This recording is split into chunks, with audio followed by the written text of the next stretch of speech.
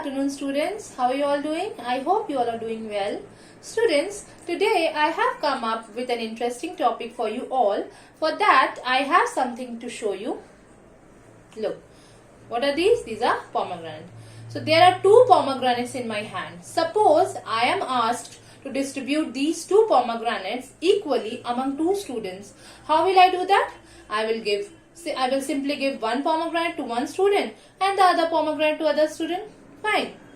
Now, what if I have only one pomegranate and I am asked to distribute this single pomegranate equally among the two students? How will I do that? I will simply cut it into two equal parts like this, and I will give half part to one student and the other half part to other student. Fine. Now, by doing this, both of the students are getting the equal number or the equal amount of pomegranate, that is half. Now, this half is written as 1 by 2. We all know half is written as 1 by 2.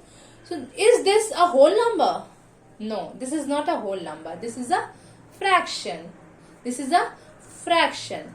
So, a fraction represents a part of a whole. A fraction always consists of two whole numbers separated by a line, where the number which is at the top is the numerator, whereas the number in the bottom is the denominator. Okay. Also, in a fraction, the denominator can never be 0, because in that case the answer will be undefined. The answer will be undefined. So, we can say that a fraction represents a part of a whole, and it is required to represent quantities which are less than 1. Quantities which are less than 1. If any quantity is 1, 2, 3, 4 like this, like a whole number, we can easily say that this is 2 in number, this is 3 in number, this is 1 in number. But if a quantity is something like this, like half, how can we write this? Then here comes the use of fraction. We express anything which is less than 1 in terms of a fraction. So, what expression you can derive from here for fraction? A fraction is equal to number of parts we have divided by the total number of the equal parts. Okay. So, say for example, 2 by 3, 4 by 5. Suppose there is a square and it has it is divided into 4 parts, and 2 of the parts are shaded and the 2 of the parts are not shaded. And if someone will ask you that how many parts of this square is shaded, how will you say that? You will say out of 4 parts, 2 parts are shaded. So it is 2 by 4. 2 by 4. Okay. Now, there are so many types of fraction. There are several types of fraction like proper fraction, improper fraction, mixed fraction, like fraction, unlike fraction, reciprocal fraction. Okay. Now, let's see what are these called. So, first we will move on to proper fraction. So, now what is proper fraction?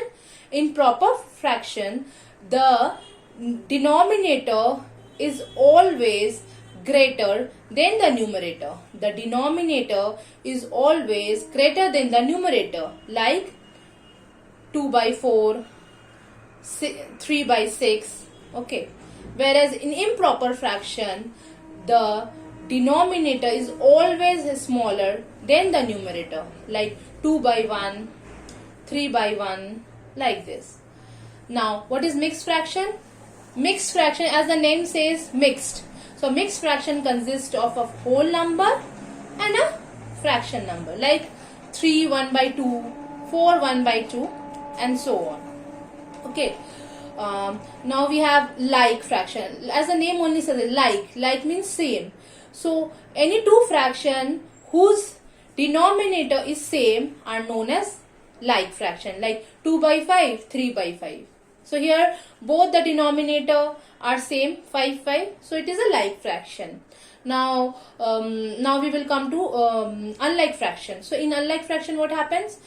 As the name only suggests unlike fraction. So, in unlike fraction, the denominator is different, like 2 by 6, 2 by 8.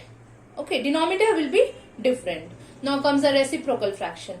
So what are reciprocal fraction? In reciprocal, it is only, the name only suggests that reciprocal, that is it has to be inverse, like it is inverse. So let's say 2 by 5 and 5 by 2. So these are reciprocal fraction. Okay. So I hope students by so far everything is clear. In my next class I will move on to into depth by doing the sums and all. Okay. For now, take care. Bye bye.